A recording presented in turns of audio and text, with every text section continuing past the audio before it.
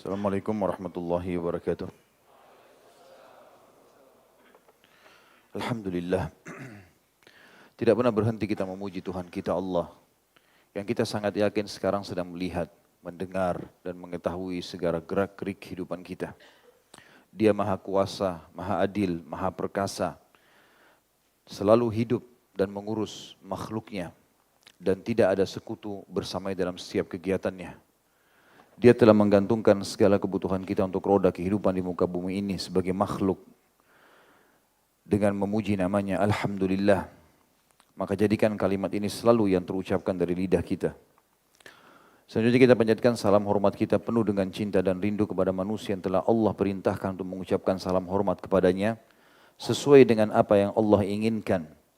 Dan semoga Allah memberikan kita taufik untuk mengucapkan salam hormat kepada manusia terbaik ini sesuai yang Allah inginkan. Dan Allah perintahkan. Dengan harapan tentu Allah akan membalas kita 10 kali tambahan karunia-Nya. Sebagaimana telah Ia janjikan dan Ia tidak akan mungkin memungkiri janjinya. Karena Dia telah berfirman, Innallaha la yukhliful mi'ad. Allah tidak akan pungkiri janjinya. Maka sangat wajar kalau kita selalu membacakan salawat dan taslim kepada Nabi besar Muhammad sallallahu wa ala alihi wa sahbihi wasallam. Melanjutkan bahasan kita teman-teman sekalian Minhajul Muslim dan kita masih di bab adab dan sekarang kita masuk ke adab setelah membahas pasal kelima adab terhadap diri sendiri. Kita masuk ke bab atau pasal ke-6 adab terhadap sesama makhluk. Dan dalam pasal ke-6 ini banyak sekali bahasannya. Dan yang paling pertama dibahas, poin A adalah adab terhadap kedua orang tua. Sudah tidak asing lagi bagi setiap muslim terutama yang sudah belajar agama, mengetahui dan menyadari, serta pasti dia akan menjaga sebaik-baiknya hubungan dia dengan kedua orang tuanya. Baik orang tua itu dalam keadaan kafir, fasik, atau beriman. Ada orang subhanallah diuji oleh sang pencipta Allah di orang tuanya. Dia temukan orang tuanya fasik atau kafir. Fasik artinya jauh dari agama. Enggak sholat, enggak tutup aurat, suka berbuat kejahatan. Ada di antara ikhwan yang datang mengeluh dengan saya begitu. Sampai ada di antara mereka membahasakan kepada saya, semoga Allah selesaikan permasalahan mereka. Ibunya sudah sangat tua, umur 60-70 tahun, tapi masih suka keluar malam, masih suka melakukan hal-hal yang haram, durhaka sama suaminya atau ayahnya, anak-anak ini, dan seterusnya. Mereka aja semua sudah berumur, bahkan sudah punya cucu. Tapi ada orang diuji begitu, subhanallah. Hanya saja, durhakanya orang tua kepada sang pencipta Allah tidak menggugurkan kewajiban bakti kita sebagai anak. Kita lahir, ayah kita, ibu kita, bagaimanapun keadaannya, mereka statusnya orang tua. Dan punya hak syar'i dari kita sebagai anak. Sebagaimana mereka juga harus menjalankan kewajibannya sebagai orang tua. Kita juga punya hak pada saat kecil, diberi nama yang baik, diakikahkan, ya. Kemudian dipandu kepada jalan-jalan yang benar. Kalau mereka lalai, berarti itu dosa mereka dengan Allah. Tidak boleh kita menilai kesalahan orang tua kita dalam pendidik kita atau memberikan hak kita, berarti kita juga boleh balas. Contoh banyak yang mengatakan di pengajian, Ustaz, saya dari kecil ibu saya enggak ngurus. Ditaruh di pinggir jalan, hilang. Sekarang begitu saya sudah berhasil, ibu saya baru datang ngaku kalau dia ibunya. Atau itu ibu saya. Ataupun ayahnya juga seperti itu. Maka apakah gugur bakti saya? Saya mengatakan sama sekali tidak. Tidak ada hubungannya sama sekali. Setiap orang akan menanggung konsekuensi dari kewajiban yang telah Allah bebankan kepada dia. Jangan balas. Orang yang gibah kita balas dengan gibah. Orang yang fitnah balas dengan fitnah. Sepasangan kita selingkuh balas dengan selingkuh. Berarti semuanya akan dihukum. Gitu kan?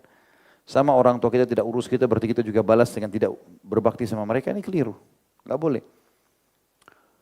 Teman-teman sekalian, Allah dengan kemahamurahannya menjadikan orang tua ini sebagai pintu surga. Pintu surga. Mudah sekali.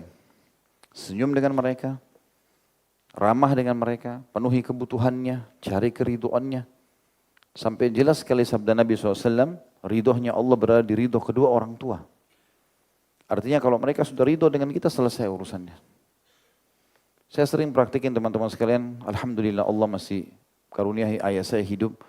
Dan hampir setiap saat kalau saya lagi hadapin masalah apapun, telepon ke beliau saja, saya cuma bilang, saya panggil Abah, Abah doakan. Begitu dia bilang, dalam bahasa Arab, beliau sering ucapkan, Jazakallah khair, semoga Allah mudahkan urusanmu nak, semoga selesai permasalahanmu. Begitu tutup telepon, selesai urusan saya. Saya sangat yakin semuanya selesai. Dan memang betul, selesai. Hanya dengan doa mereka. Gitu.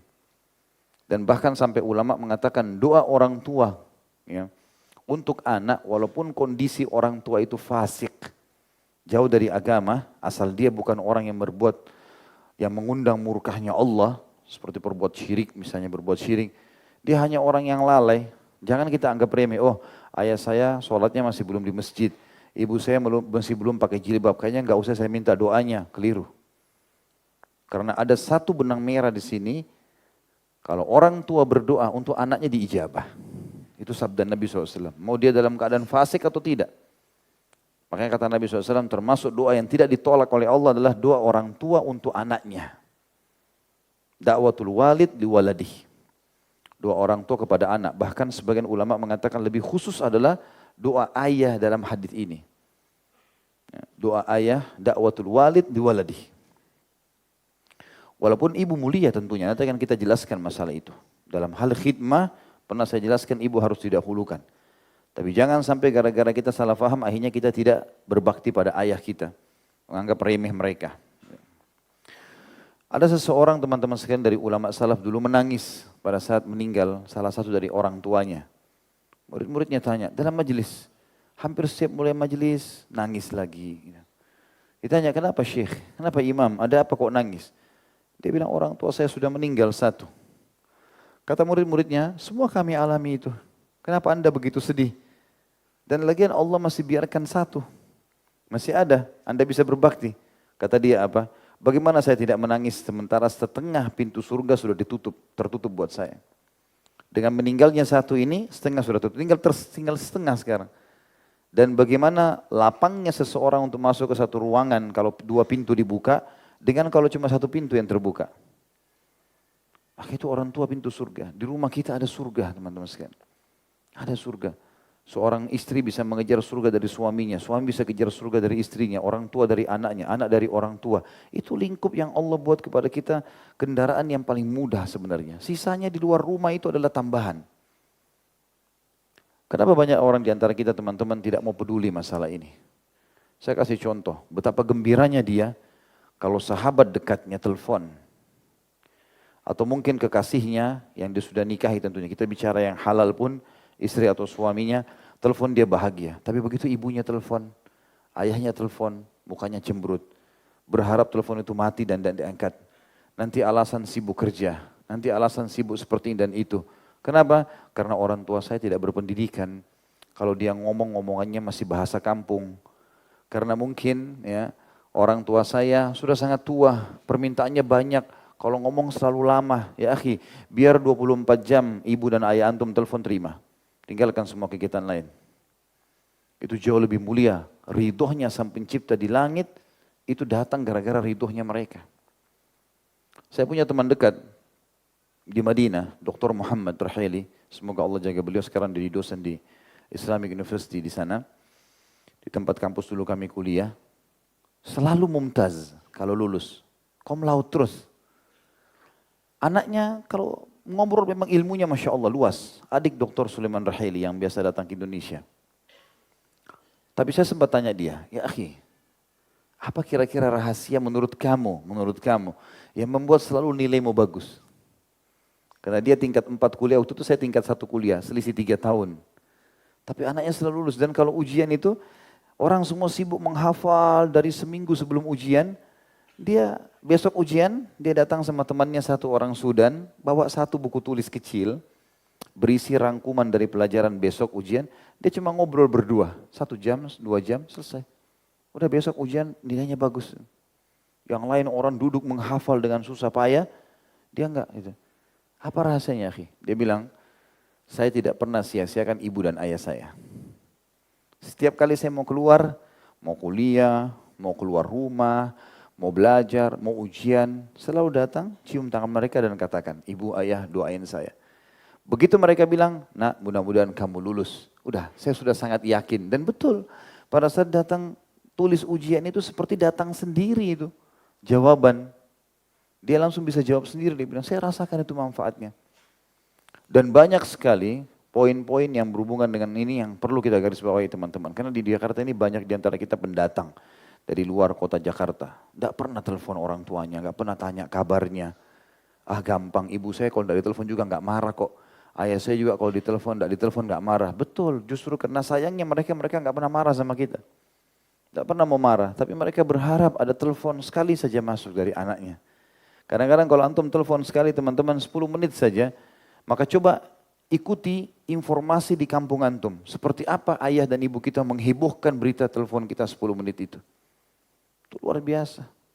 Kenapa kita tidak lakukan ini teman-teman sekalian? Dan saya sudah sering berbagi sebenarnya, pernah kita bahas masalah ini. Bakti dengan orang tua ini luar biasa. Luar biasa. Mumpung mereka hidup, kejar baik-baik. Minimal sehari telepon teman-teman. Jangan lewatkan satu hari kecuali telepon mereka. Pakai stopwatch 5 menit saja. 3 menit sebelum antum bekerja, lagi panasin motor, panasin mobil, telepon mereka. Sudah salam, apa kabar ayah ibu, ada keperluan, ada sesuatu yang bisa saya bantu. Oh enggak ada nak, baik doain saya ya. Itu saja tiap hari. 1 menit, 2 menit, tutup. Insya Allah itu akan membuka kebutuhan antum sehari-hari. Apa saja teman-teman. Karena memang mereka ini betul-betul perantara yang sangat luar biasa dengan Sang Pencipta Allah Subhanahu wa taala. Saya bacakan apa yang ditulis oleh Syekh Abu Bakar rahimahullah. Beliau mengatakan adab terhadap kedua orang tua. Seorang muslim percaya akan adanya hak kedua orang tua terhadap dirinya serta kewajiban berbakti, menaati dan berbuat baik terhadap keduanya. Tidak hanya karena mereka berdua menjadi sebab keberadaannya, ini poin pertama. Jadi mereka baik sama kita atau tidak, mereka kafir atau fasik atau beriman, intinya kita ada karena melalui mereka perantaranya. Atau karena mereka telah memberikan perlakuan baik terhadapnya. Terlebih lagi kalau selama kecil, dia selalu mengurus kita sampai akhirnya besar. Dan memenuhi kebutuhannya. Tapi juga karena Allah Azza wa Jal, Allah yang Maha Suci dan Maha Mulia, telah menetapkan kewajiban atas anak untuk berbakti dan berbuat baik kepada kedua orang tuanya.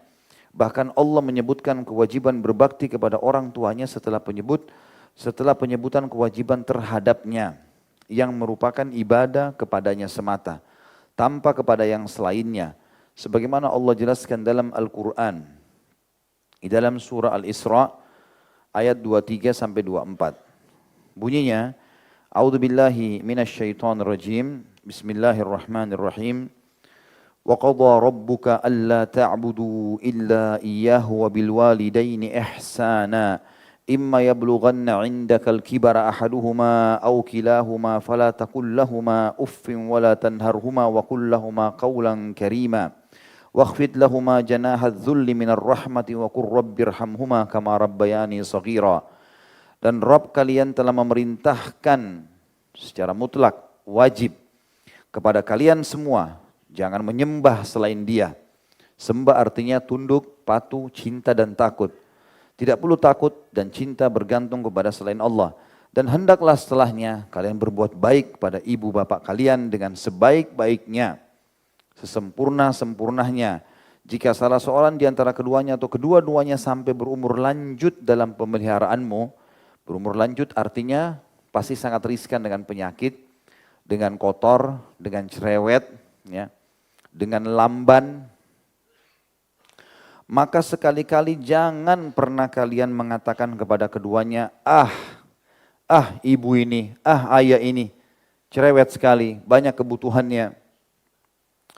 Dan janganlah kalian membentak mereka. Firman Allah 1400 tahun turun ini teman-teman sekalian. Jangan bentak mereka. Dan sebaliknya, ucapkan kepada mereka perkataan yang mulia. Kata para ulama, intonasi suaranya lebih kecil. Orang tuanya marah, maka dia tersenyum. Orang tuanya doakan keburukan, dia balas dengan doa kebaikan. Orang tuanya butuh hajat, dia tidak bisa punya apa-apa, maka dia menjanjikan dengan harapan Allah memberi. Dan rendahkanlah diri kalian terhadap mereka berdua dengan penuh kasih sayang. Dan ucapkan, sudah kasih sayang, merendah, wahai Robku, kasihanilah mereka berdua, sebagaimana mereka berdua mendidik aku di waktu kecil. Kata ulama, satu kali didikan saja, misal pada saat kita memasukkan tangan kita kotor di mulut, ibu dan ayah kita menahannya. Sudah cukup antum harus balas seumur hidup. Atau mungkin kita sempat memegang benda yang berbahaya lalu dipindahkan oleh orang tua kita, sudah cukup itu untuk berbakti seumur hidup. Dan seterusnya. Ya. Tidak ada alasan untuk menolak itu. Tentu di sini cukup banyak kisah-kisah yang pernah saya jelaskan teman-teman sekalian. Di antara para ulama kita, ada yang lagi pengajian di Jeddah, kemudian ditelepon oleh ayahnya pesan kambing, masih ingat? Nah, cuma 3 orang. Allahu a'lam. Ayahnya telepon dari Qasim, lagi pengajian, speakernya dimatiin sama dia. Dilihat telepon, ayahnya yang telepon, kemudian diangkat. Iya ayah. Ayahnya kebetulan orang Badui di padang pasir, nggak ngerti apa-apa.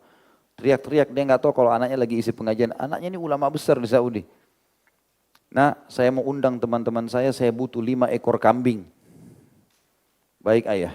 Dia nggak tanya, ayah butuh kapan, ya kambingnya untuk apa, gitu kan. Nanti saya transfer uang, enggak. Baik ayah, ada yang lain? Enggak ada.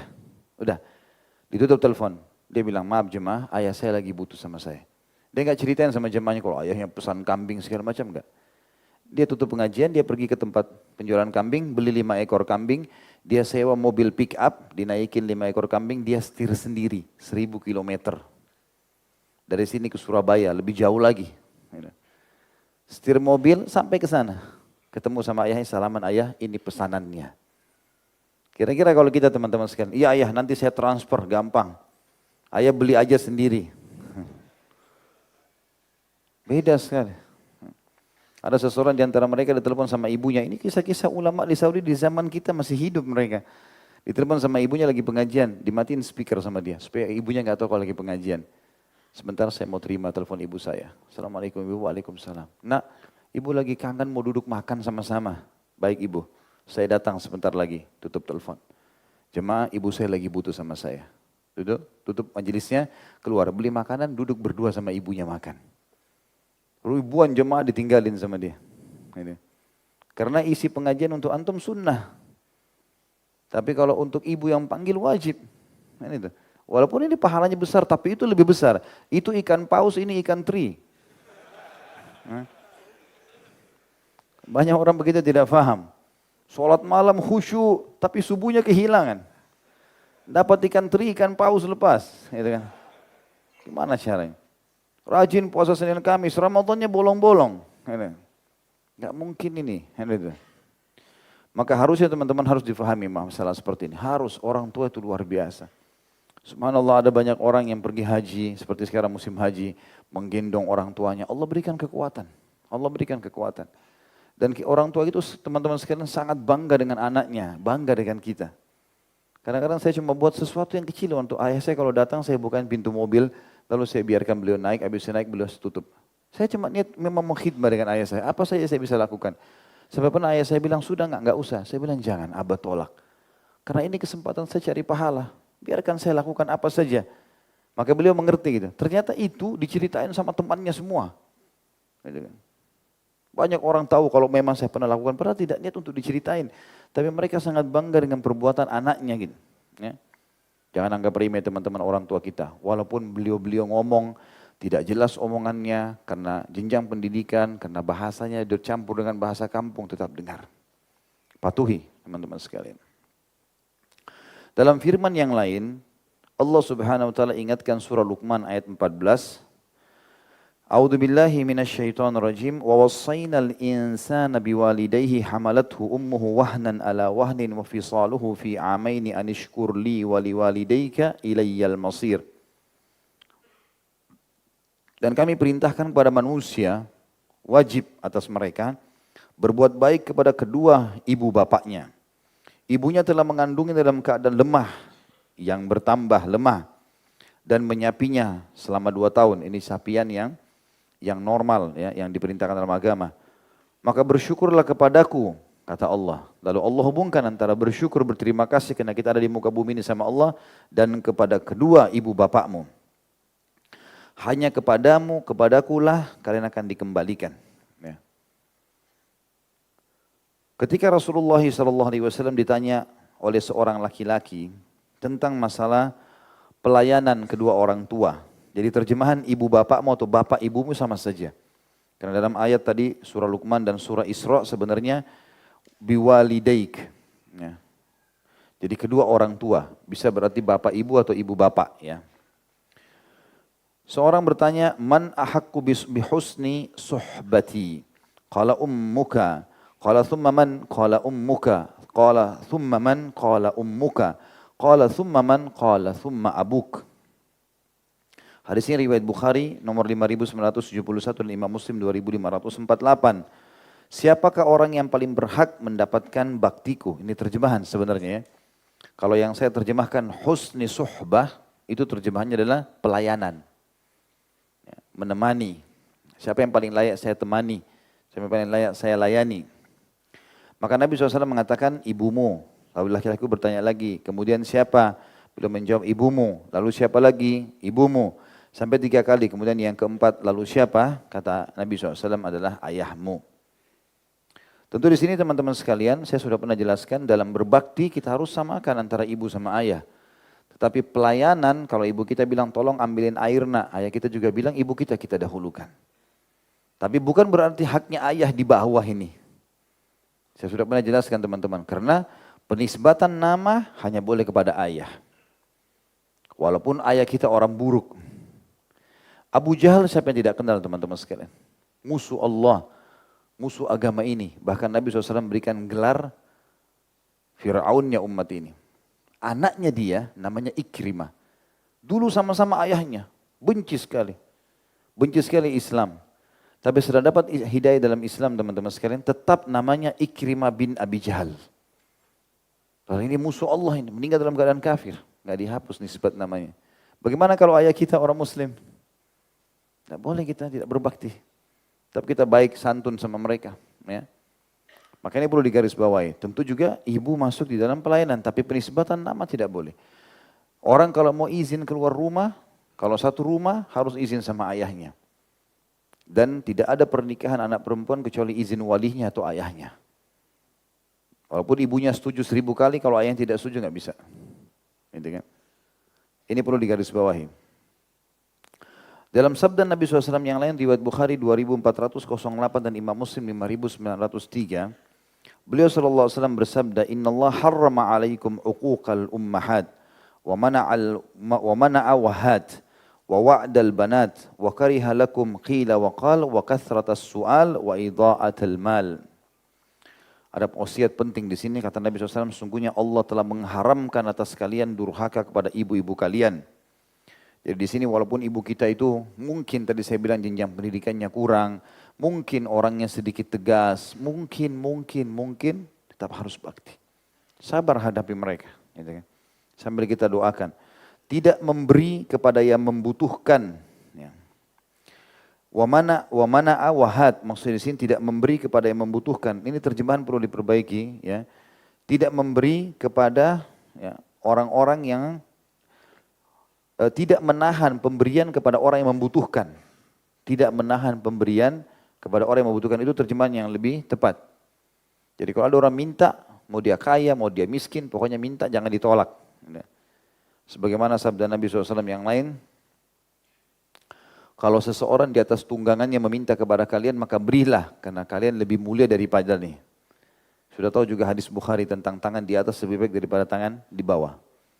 Jadi usahakan kalau ada orang mengulurkan tangan jangan tolak, kasih. Kemudian wa'dal banat dan mengubur hidup-hidup anak-anak perempuan. Ini sama kalau zaman kita sekarang tidak boleh menggugurkan kandungan. Ya. Aborsi. Kemudian wakariha qila wakal dan Allah membenci ucapan-ucapan yang tidak jelas sumber dan kebenarannya pada kalian. Semua gosip tanpa memastikan diikuti, ya, disebarkan. Ini dilarang. Kemudian juga wakathratus su'al dan banyak bertanya. Kalau orang bertanya teman-teman sekalian pada hal yang dia butuhkan, ada manfaatnya. Karena dia butuh, dia harus tahu alamat jalanan, ilmu pengetahuan yang sedang dijelaskan. Tentang hak dan kewajiban kalau dia kerja di sebuah lembaga. Maka itu gak ada masalah. Tapi ada orang enggak. Apa saja yang dia lihat dari seseorang pasti ditanya. Kenapa kau pakai kopiah hitam? Kenapa kau pakai kopiah haji? Kenapa pakai baju itu? Kenapa motormu kau pilih merek ini? Ya akhi, biarin orang mau pilih apa. Hah? Kenapa campurin urusannya orang itu? Kalau ada urusannya sama kita, lain. Saya jual produk ini, mau beli enggak? Saya lihat tadi Anda pakai itu. Tidak ada masalah. Tapi semua orang ditanya apapun berhubungan sama dia ini enggak perlu. Ini namanya qil wa qal dalam bahasa Arab. Nabi SAW melarang itu.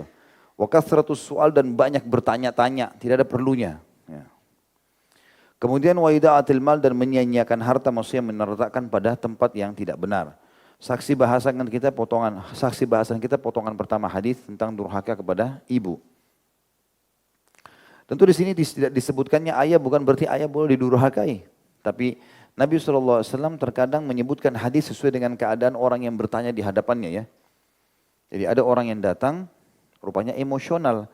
Maka waktu dia minta nasihat, kata Nabi, jangan kau marah. Ada orang yang datang, mungkin dia punya harta banyak, dia mau sedekah, tapi dia bingung. Nabi SAW ajarkan masalah sedekah. Ada orang yang dilarang riba, ada orang yang disinggung masalah curi. Tergantung keadaan orang yang bertanya. Jadi bukan berarti Nabi SAW cuma menjelaskan, misalnya dalam sebuah hadis menjelaskan riba, berarti Nabi bolehkan yang lainnya, tidak. Kebetulan orang itu lebih perlu tentang apa yang dia harus nasihati itu. Kan gitu. Hadis selanjutnya adalah hadis riwayat Bukhari nomor 6919 dan Imam Muslim nomor 87. Rasulullah SAW bersabda, Ala unabbi'ukum bi akbaril kabair? Qalu ya bala ya Rasulullah. Qala al-isyraku billah wa uququl walidain. Wa kana muttaki'an fajalasa wa qala ala wa qawluz zuri wa syahadatuz zur. Ala wa qawluz zuri wa syahadatuz zur. Fama zala yaquluha hatta qala Abu Bakrata qultu laitahu sakat. Maukah kalian aku beritahukan tentang dosa besar atau induk dosa besar? Para sahabat menjawab, tentu wahai Rasulullah, kami mau tahu induk dosa besar supaya jangan kami terjerumus. Maka beliau berkata, yang pertama mempersekutukan Allah. Mempersekutukan Allah berarti berbuat syirik, yang memperankan Allah dengan makhluknya. Kemudian durhaka kepada kedua orang tua. Pada saat itu beliau sedang bersandar, lalu beliau duduk. Kemudian beliau melanjutkan, ingatlah dan perkataan dusta serta persaksian palsu. Ingatlah perkataan dusta serta persaksian palsu. Beliau terus mengulang-ulangnya sampai Abu Bakrah radhiyallahu anhu, sahabat Nabi yang meriwayatkan hadis, bergumam, mudah-mudahan atau andai saja Rasulullah diam. Gitu. Karena beliau ulangi terus itu. Kita bayangkan teman-teman kalau dalam majlis kita ini, saya cuma ulangi, jangan dusta, berbahaya, jangan dusta, berbahaya. Bengkak juga telinga kita ini. Ya. Karena luar biasa bobotnya kalimat itu diulang-ulangi. Nabi SAW ulangi terus sampai sahabat di sini bergumam, maksudnya, aduh ini berat sekali nih. Nabi ingatkan terus, jangan dusta dan kesaksian palsu, hati-hati, berbahaya, merusak semuanya. Gitu kan. Sebagian ulama mengatakan, di sini saking bahayanya dusta dan persaksian palsu sampai Nabi SAW lagi duduk, lagi berbaring sambil duduk, menasihati masalah itu. Oke teman-teman bilang, bagaimana sih sebenarnya contohnya? Banyak contohnya ini. Kalau misalnya antum lagi jalan sama seseorang, ini sering terjadi kalau orang rumah tangga misalnya ya. Kemudian si perempuan ini mau jalan sama temannya, supaya suaminya nggak tahu, dia bilang sama temannya, kalau nanti suami saya telepon bilang saya di rumahmu ya. Maka dia bilang baiklah, karena persahabatan, ini persahabatan kepada neraka. Ya. Lalu kemudian suaminya, si A sama si B sudah sepakat. Si suami si A telepon, ada istri saya sana, oh ada, mana? Oh lagi mengaji. Lagi sholat, lagi di kamar mandi, dusta. Padahal lagi pergi jalan-jalan sama temannya. Atau berbahaya mungkin berzina sama laki-laki lain. Begitu pula sebaliknya, banyak laki-laki begitu. Oh saya mau ke rumahnya fulan, habis itu telepon temannya. Saya akan ke sana ya. Nanti kalau misalnya istri saya telepon bilang saya di sana. Oh iya ada di sini lagi duduk nih, lagi ngobrol segala macam. Bohong. Gak boleh teman-teman. Persaksian palsu semua ini gak boleh. Dan masuk dalam segala hal. Jangan buka pintu itu. Seorang mukmin jujur dalam kehidupannya. Semoga Allah maafkan tentu apapun yang pernah terjadi kalaupun ada seseorang yang kita pernah melanggar. Karena ini pelanggaran yang sangat besar. Kemudian hadis selanjutnya adalah hadis riwayat Bukhari Muslim dan ini lafadznya Imam Muslim nomor 1510. Dalam sabda beliau yang lain sallallahu alaihi wasallam, la yajzi waladun walidan illa an yajidahu mamlukan fayashtariyahu fayu'tiqah. Seorang anak tidaklah dapat membalas jasa orang tuanya kecuali apabila ia mendapatinya sebagai budak. lalu ia membelinya, kemudian memerdekakannya. Artinya jasanya orang tua sangat luar biasa, besar sekali. Besar sekali. Dan tentu saya pernah jelaskan teman-teman sekalian agar kita mendapatkan anak-anak yang berbakti dengan kita sebagai orang tua, ataupun walaupun kita belum menikah, teman-teman mungkin masih ada yang belum menikah, maka tetap saja usahakan bakti dengan orang tua. Karena sabda Nabi SAW berlaku, berbaktilah dengan kedua orang tua kalian, Allah akan karuniakan kalian anak-anak yang berbakti dengan kalian. Nah, jadi itu kata kuncinya. Kemudian Abdullah bin Mas'ud radhiyallahu anhu pernah berkata, "Sa'altun Nabiyya sallallahu alaihi wasallam ayyul amali ahabbu ila Allah taala?" Qala birrul walidain. Qultu thumma ay? Qala al jihadu fi sabilillah. Hadis ini diriwayatkan oleh Imam Bukhari nomor 5970. Abdullah bin Mas'ud radhiyallahu anhu berkata, waktu Nabi SAW pernah ditanya oleh seseorang, amal apa yang paling dicintai Allah yang maha tinggi? Beliau menjawab, berbakti kepada kedua orang tua. Aku bertanya lagi, kemudian apa lagi? Beliau menjawab, jihad di jalan Allah. Sampai ulama mengatakan bakti dengan orang tua didahulukan daripada jihad. Ya. Ada seseorang pernah datang kepada Hasan Basri dan berkata, wahai imam, saya punya ayah yang sangat tua, sakit parah, stroke di atas ranjang.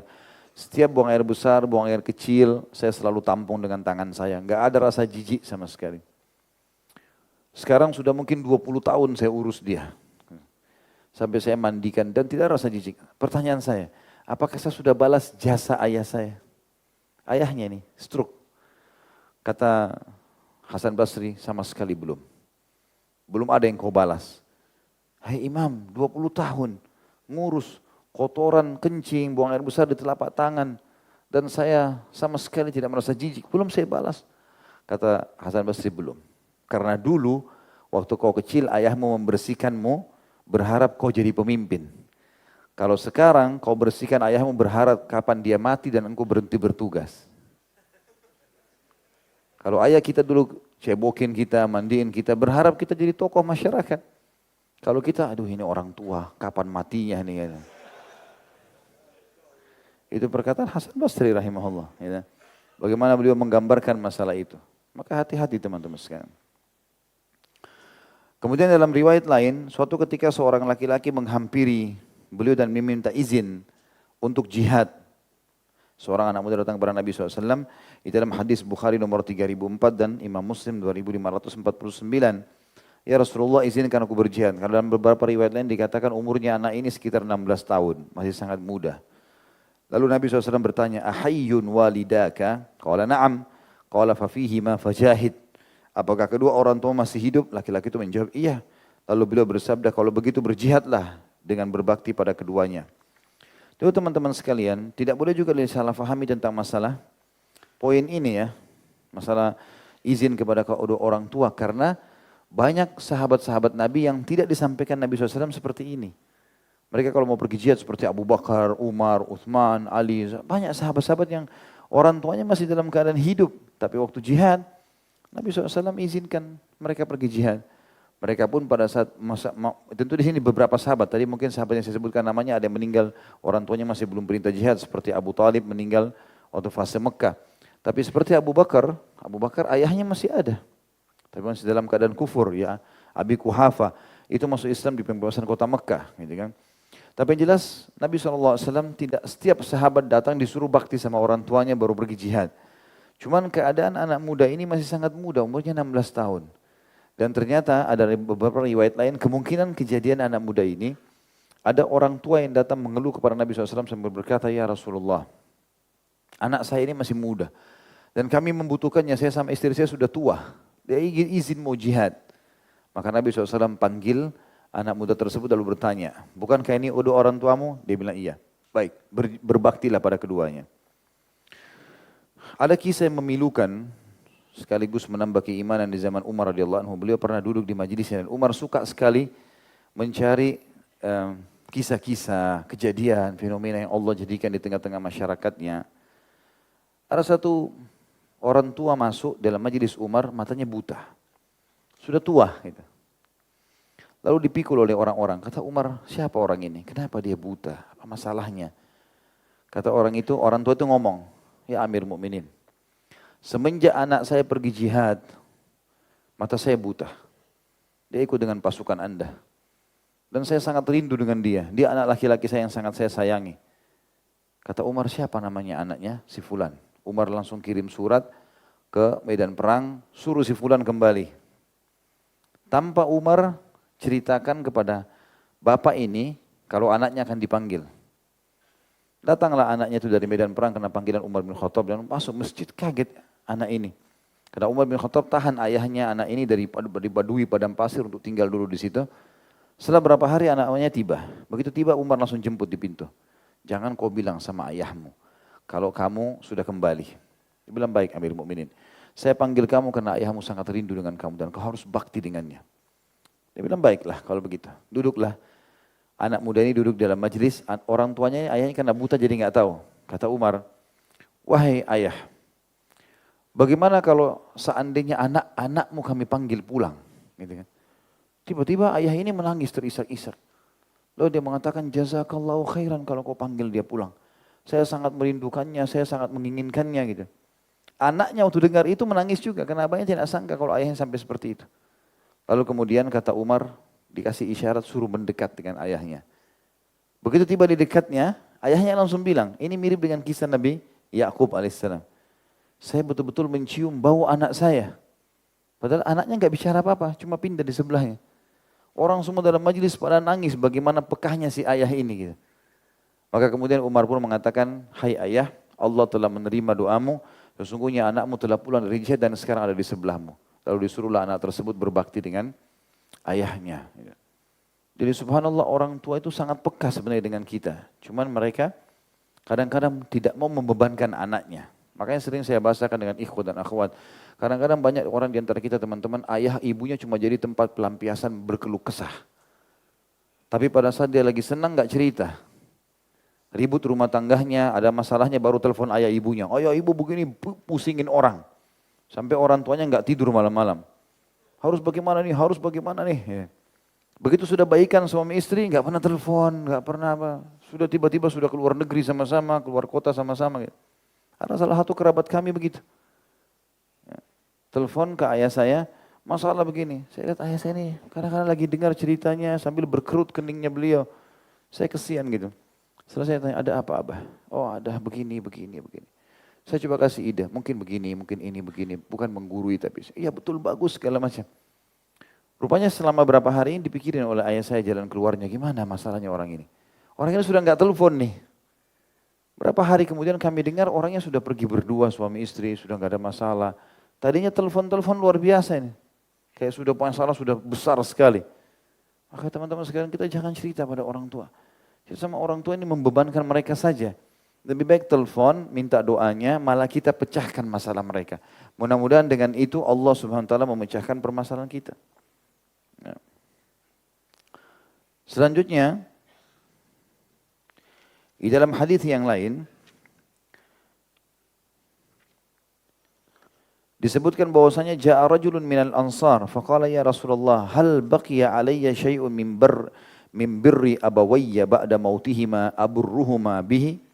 Qala na'am khisalun arba'ah. As-salatu alaihima wastighfaru lahuma wa infadhu ahdihima wa ikramu sadiqihima wa silatur rahimi allati la rahima laka illa min kibaliha atau min kibalihima mestinya ya. Ada mimnya di situ ditambah teman-teman. Min kibalihima fahuwa alladhi bakiya alaika min birrihima ba'da mautihia atau ba'da mautihima. Seorang laki-laki dari Ansar datang lalu berkata, wahai utusan Allah, masih adakah yang tersisa kewajiban baktiku terhadap kedua orang tuaku yang harus aku lakukan setelah mereka meninggal? Beliau menjawab, ada 4 hal yang harus kamu selalu lakukan walaupun orang tuamu sudah meninggal. Mendoakan keduanya. Tentu kalau meninggal saja kita lakukan, apalagi kalau masih hidup.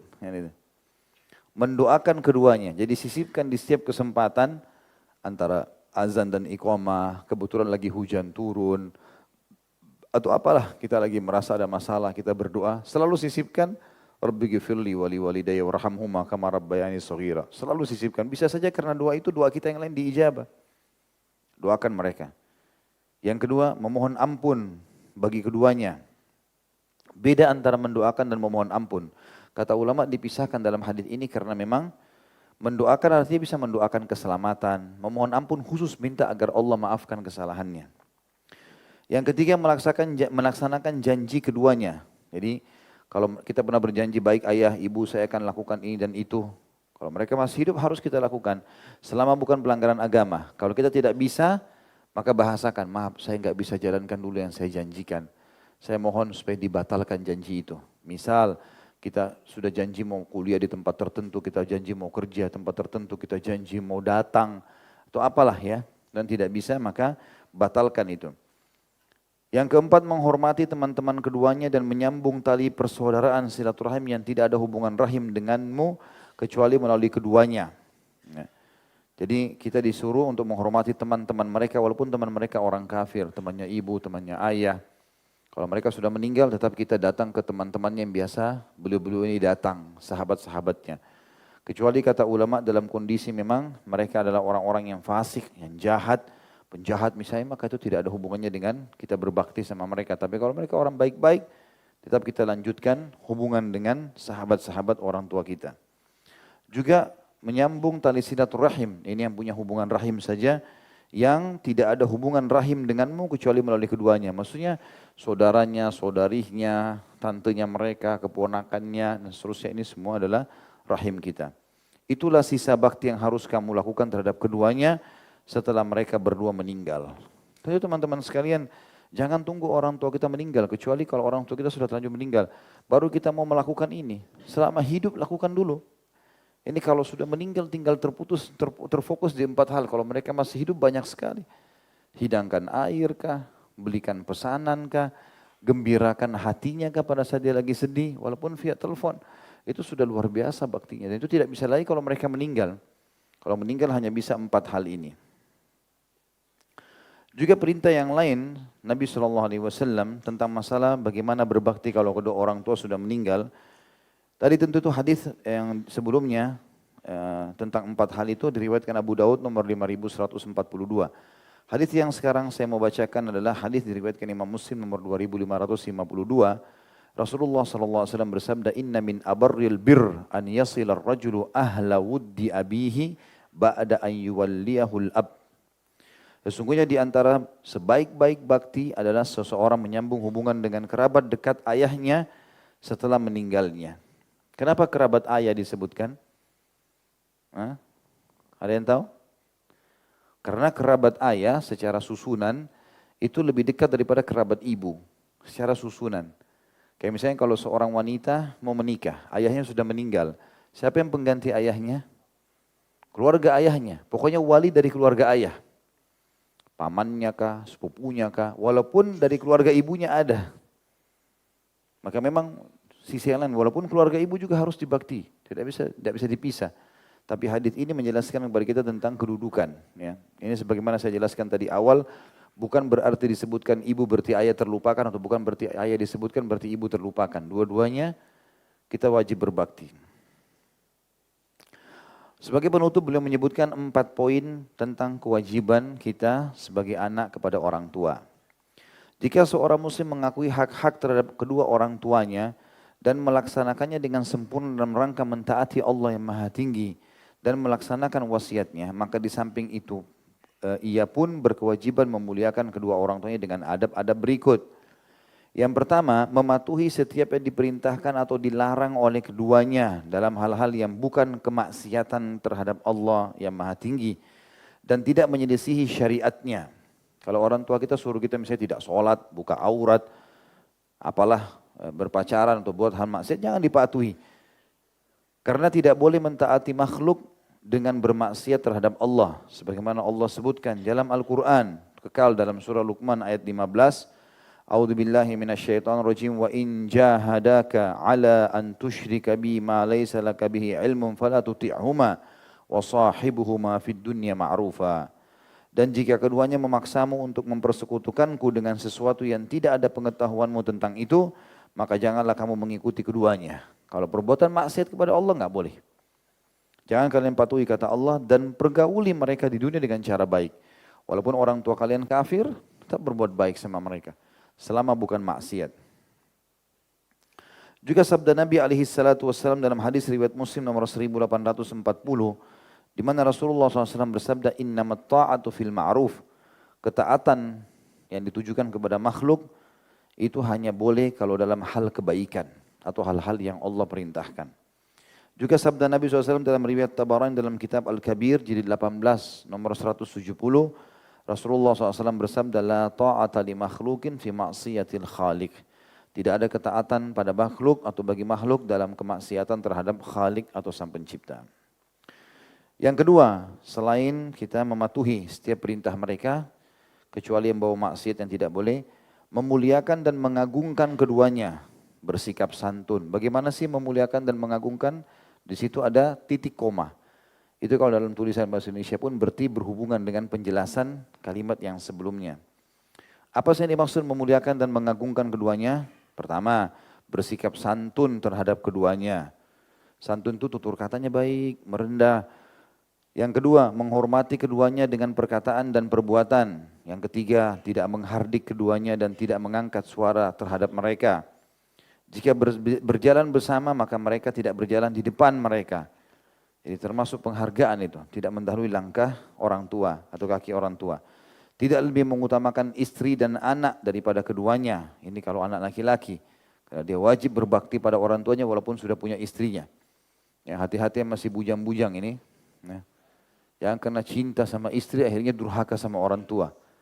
Istrinya enggak mau cemberut gara-gara dia ibunya minta tolong lalu dia dahulukan ridho istrinya. Enggak ya akhi. Ridho ibu. Sampai sebagian ulama mengatakan termasuk durhaka seorang anak laki-laki kalau dia mau naik mobil, dia biarkan istrinya duduk di depan bersama dia, lalu ibunya duduk di belakang. Kecuali ibunya yang minta, itu termasuk durhaka. Kata para ulama. Melangkahi langkah mereka tidak boleh, kecuali mereka lagi sakit kita perlu. Usahakan langkah kita di belakangnya. Selalu merendah, begitu perintah agama kita. Kecuali mereka minta tolong, jalan di sebelah kita, kita ngobrol baru. Kalau enggak, para sahabat Ridwanullah alaihim paling seperti itu. Kalau mereka jalan, kalau orang tuanya jalan, mereka di belakang orang tuanya. Siap, khidmah. Bantu apapun, disuruh ini, disuruh itu, semua dijalankan oleh mereka. Tidak memanggil mereka dengan nama mereka, tapi dengan panggilan ayah, ibu. Ya. Ada juga sebagian suku mungkin punya tradisi ya, memanggil-manggil nama. Ya. Serta tidak bepergian kecuali dengan izin dan kerelaan mereka. Yang ketiga, berbuat baik terhadap keduanya dengan segala sesuatu yang mampu dilakukan seperti memberi makanan, pakaian, mengobati, dan mencegah mara bahaya, serta mempertaruhkan jiwa untuk melindungi mereka. Saya sudah pernah kasih contoh, teman-teman terima gaji di Jakarta, tidak ada salahnya kirim sabun ke kampung tuh, kirim sampo, kirim handuk, setiap berapa waktu sekali. Oh saya sudah pernah kirim handuk Ustaz, tapi 10 tahun yang lalu, udah rusak tuh handuk. Saya pernah kirim mukena tapi 15 tahun yang lalu, sudah tidak ada mukenahnya itu. Setiap 6 bulan sekali perbaharui. Berikan sejadah, dipakai sholat, kirimkan Al-Quran dengan tulisan yang besar, kirimkan minyak wangi yang mereka suka, gitu kan. Datang ke kampung, perbaiki rumahnya semampu kita, tanamkan kegembiraan, ajak tinggal bersama-sama di Jakarta kalau punya kemampuan. Itu semua bentuk bakti kepada orang tua. Yang keempat, yang terakhir, menyambung hubungan silaturahim yang tidak ada hubungan rahim kecuali melalui mereka berdua, mendoakan dan memohonkan ampun bagi keduanya serta melaksanakan janji keduanya dan menghormati teman-teman mereka. Tentu kalau orang tua kita pun dalam keadaan buruk teman-teman sekalian, yang kita lakukan doakan kebaikan. Doakan agar dapat hidayah, dapat petunjuk. Jangan malah kita doakan kebinasaan, ya karena ini berbahaya. Doa yang kita ucapkan yang buruk bisa berefek kepada kita. Sebagaimana sabda Nabi SAW, siapapun yang mendoakan saudaranya muslim, ini puncaknya juga orang tua tentunya, maka malaikat di atas kepalanya mengatakan, dan engkau akan dapat yang sama, engkau akan dapat yang sama. Allahu a'lam. Baik, sampai sini teman-teman sekalian, semoga majelis kita diberkahi olehnya, ketambahan amal kita pada hari kiamat, dan semoga semua amal yang pernah kita kerjakan tidak terkecuali semua diterima dengan kemahamurannya sampai menjelang ajal datang nanti. Dan semoga seluruh yang sakit disembuhkan penyakitnya, yang lagi menghadapi masalah diselesaikan permasalahannya, dan juga yang belum dapat hidayah dimudahkan dapat hidayah, yang masih terhimpit dari sisi rezekinya dimudahkan oleh Sang Pencipta Allah, baik harta, pasangan hidup, keturunan, dan apa saja yang dibutuhkan selama di dunia, dan semoga digunakan dalam ketaatan kepada Sang Pencipta Allah. Dan kita doakan agar negara kita menjadi negara yang tentram, aman, damai. seluruh umat Islam tanpa terkecuali berada di bawah naungan ukhuwah Islamiyah. Diangkat perselisihan dan kebencian dari hati mereka satu sama yang lain dan ditambahkan persaudaraan dan keimanan serta dalam ibadah mereka kembali kepada Al-Quran dan Sunnah dan semoga seluruh wilayah Indonesia diberikan pemimpin muslim yang adil yang kembali kepada Al-Quran dan Sunnah dan orang-orang non-muslim yang belum dapat hidayah diberikan dapat hidayah yang fasik diberi kembalikan kepada keimanan dan ilmu serta juga semoga Indonesia menjadi contoh bagi negara-negara yang lain. Tidak pernah lupa kita doakan saudara kita di Palestina, di Syria, di Yaman, di Irak, di Myanmar, di Ahsa, di manapun berada yang sedang tertindas, semoga Allah ikhlaskan niat mereka, terima para syuhada mereka, muliakan Islam di tangan mereka dan tangan kita semua dan semoga Allah partisipasikan kita bersama mereka di pahala baik dengan doa, dengan harta juga dengan jiwa kita dan semoga Allah dengan kemahamurahannya menyatukan kita semua di surga firdausnya tanpa hisab. Sebagaimana ia satukan di majlis ilmu yang mulia ini. Kalau ada benar dari Allah, para saudara saya mohon dimaafkan. Subhanakallahumma bihamdika, asyhadu an la ilaha illa anta astaghfiruka wa atubu ilaik. Wassalamualaikum warahmatullahi wabarakatuh.